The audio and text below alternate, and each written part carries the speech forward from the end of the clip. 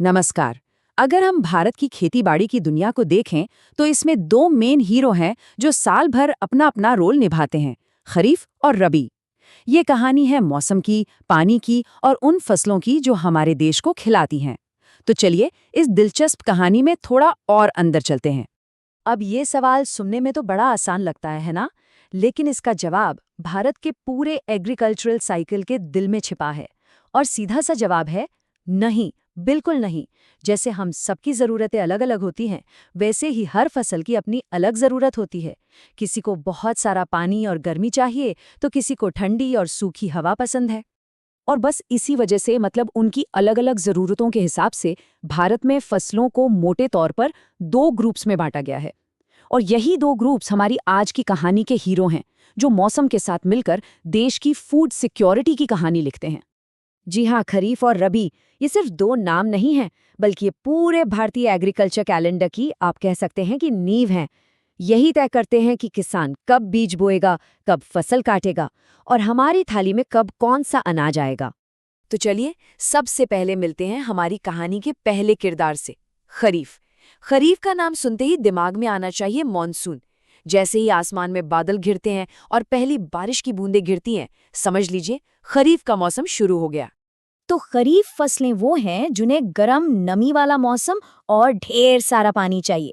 इनकी बुवाई होती है मानसून के शुरू होते ही और कटाई होती है सितंबर अक्टूबर के आसपास। इसीलिए तो इन्हें मानसूनी फसलें भी कहते हैं।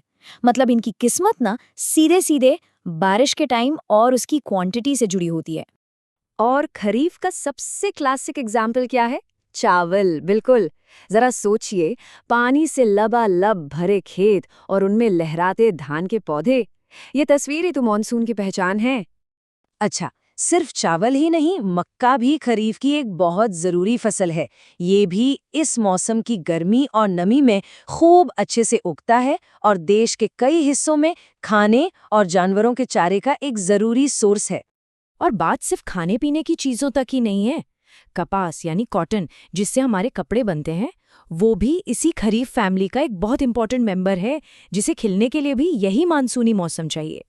चलिए, अब कहानी में मौसम बदल गया है। मानसून चला गया है और हवा में हल्की हल्की ठंडक है। और ये टाइम है हमारे दूसरे हीरो की एंट्री का, रबी। रबी फसलों को हम सर्दियों की फसलें भी कहते हैं। इनकी बुवाई होती है मानसून के बाद, जब मौसम ठंडा होने लगता है। इन्हें उगने की शुरुआत में थोड़ी गर्मी और फिर बढ़ने के लिए ठंडा मौसम चाहिए। इन्हें खरीफ की तरह लगातार बारिश नहीं चाहिए, पर हाँ, जहाँ पानी कम है वहाँ टाइम पे सिंचाई मिल जाए तो बस इनके लिए वो अमृत का काम करती है। और जब बात रबी की हो तो उसका शहंशाह तो एक ही है, गेहूं। उत्तर भारत के मैदानों में सर्दियों की धूप में पकती हुई यही फसल पूरे देश की रोटी की जरूरत पूरी करती है। गेहूं के साथ साथ उसका करीबी रिश्तेदार जौ, वो भी एक जरूरी रबी अनाज है जिसे ठंडा मौसम ही पसंद है। और भला सर्दियों की वो तस्वीर कैसे भूल सकते हैं, जब खेत पीले फूलों की चादर ओढ़ लेते हैं। जी हाँ, सरसों। ये न सिर्फ एक मेन रबी फसल है, बल्कि हमारे किचन में इस्तेमाल होने वाले तेल का भी एक बहुत बड़ा सोर्स है। ठीक है, तो अब हम खरीफ और रबी दोनों से अच्छी तरह मिल चुके हैं। तो क्यों ना अब इन्हें आमने सामने खड़ा करके देखा जाए कि इनमें असल में फर्क क्या-क्या है। तो सबसे पहला और सबसे बड़ा फर्क है इनकी बुवाई के टाइम का। खरीफ की बुवाई होती है मॉनसून की पहली फुहारों के साथ, जबकि रबी की बुवाई तब शुरू होती है जब मॉनसून पूरी तरह से जा चुका होता है। अब आते हैं इनकी ज़रूरतों पर, जो कि एकदम अलग हैं। देखिए, खरीफ को चाहिए गर्मी और खूब सारा पानी। वहीं रबी को बीज उगने के लिए हल्की गर्मी चाहिए और फिर बढ़ने के लिए अच्छी खासी ठंडक। और फिर आता है कटाई का समय, जो जाहिर है वो भी अलग ही होगा। जहां खरीफ की फसलें अक्टूबर-नवंबर के आसपास घर आती हैं, वहीं रबी की फसलें अप्रैल-मई के त्योहारों के टाइम पे काटी जाती हैं। और ये वाला पॉइंट तो बहुत ही मज़ेदार है। ये जो नाम है ना, खरीफ और रबी, ये अरबी भाषा से आए हैं। अरबी में खरीफ का मतलब होता है पतझड़ और रबी का मतलब होता है वसंत। मतलब इनके नाम ही इनकी कटाई के मौसम को बता देते हैं। कितना परफेक्ट है ना? तो ठीक है, हमने खरीफ और रबी की पूरी कहानी समझ ली। लेकिन बड़ा सवाल तो ये है कि ये सब जानना हमारे लिए इतना ज़रूरी क्यों है? हमारी आपकी ज़िंदगी पर इसका क्या असर पड़ता है?